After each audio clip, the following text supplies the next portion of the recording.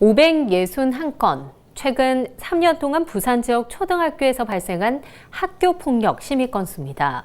2016년 283건이던 초등학교 학교폭력이 지난해 561건으로 급증했습니다.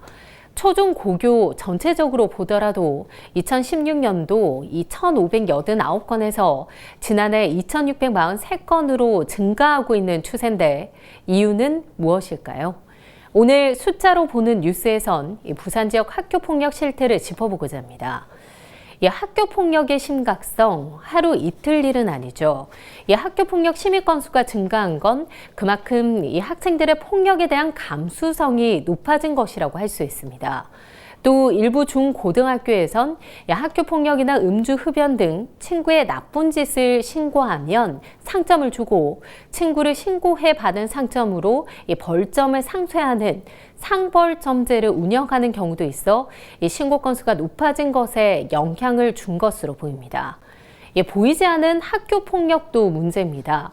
학생들의 휴대전화 사용이 늘면서 학교폭력 중 물리적 폭행은 2016년 57.9%에서 지난해 51.1%로 감소하는 추세지만 사이버 폭력은 2016년 8.6%에서 지난해 9.7%로 증가하는 추세입니다. 지역별로는 경기도, 서울 다음으로 부산이 사이버 폭력 신고 건수가 많습니다. 보통 사이버상에서 따돌린다든지 명예훼손, 모욕적 발언이 이루어지지만 사이버상에선 언제든 삭제가 가능해서 폭력을 적발하기도 쉽지 않습니다. 이런 가운데 내년 3월부터 학교폭력 문제 전담 기관이 일선 학교에서 부산 지역 5개 교육지원청 내로 이관됩니다. 경미한 학교폭력 사건은 학교장이 자체적으로 해결하고 지원청 내 학교폭력 대책심의위원회를 신설해 제대로 다뤄보겠다는 것입니다. 지난해 전체 학교폭력 심의 건수만 2,643건, 업무 폭증과 이에 따른 부실 심의가 이루어지진 않을지 우려되는 대목입니다.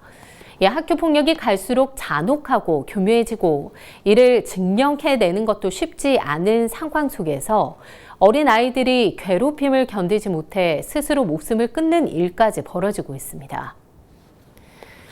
학교 폭력 근절이 화해와 사과, 치유와 예방을 중심으로 이루어지는 것이 우선이겠지만 학교 폭력의 사각지대는 없는지 꼼꼼히 살펴볼 필요가 있습니다. 숫자로 보는 뉴스 차선영이었습니다.